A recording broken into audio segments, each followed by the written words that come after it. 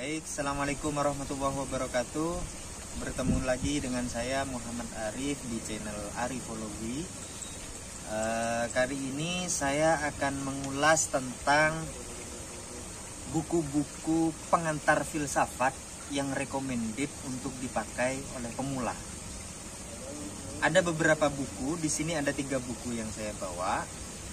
Yang pertama buku milik Brian McGee. Ini buku yang berjudul The Story of Philosophy.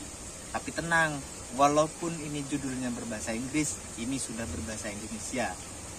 Ini adalah buku terjemahan yang cukup bagus tentang sejarah filsafat. Di sini dibahas sejarah filsafat dari Yunani hingga abad ke-20.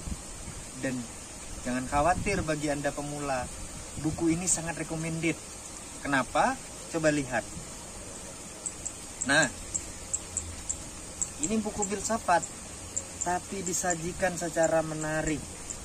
Satu persatu episode filsafat, sejarah filsafat itu dibahas paling hanya sampai maksimal 5 halaman, 4 halaman, tapi dengan penuh gambar seperti ini. Dan ini dibahas secara bagus, tampilannya bagus, isinya juga sangat bernas. Jadi bagi saya ini buku bahasa Indonesia filsafat yang sangat recommended.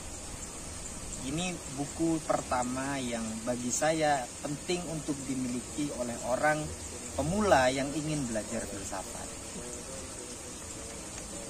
Yang berikutnya bukunya Jan Hendrik Rapar, Pengantar Filsafat.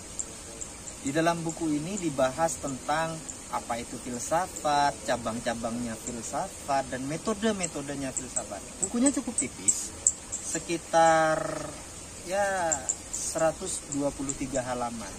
Harga di pasaran mungkin sekitar 28.000. Sudah ori itu, bukan yang KW.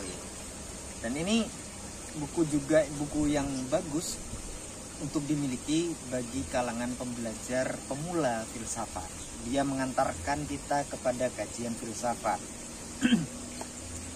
Yang berikutnya bukunya Kaberten dan kawan-kawan.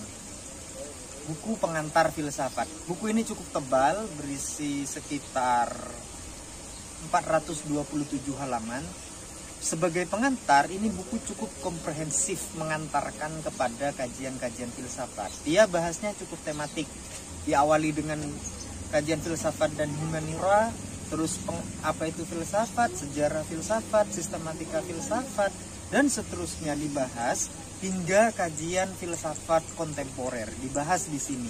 Tapi secara ensiklopedis walaupun cukup mendalam.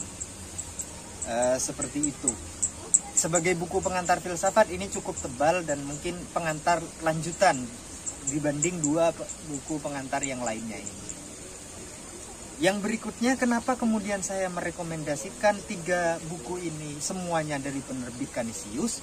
Karena saya rasa buku-buku filsafat umum itu yang bagus kebanyakan diterbitkan oleh penerbit buku ini.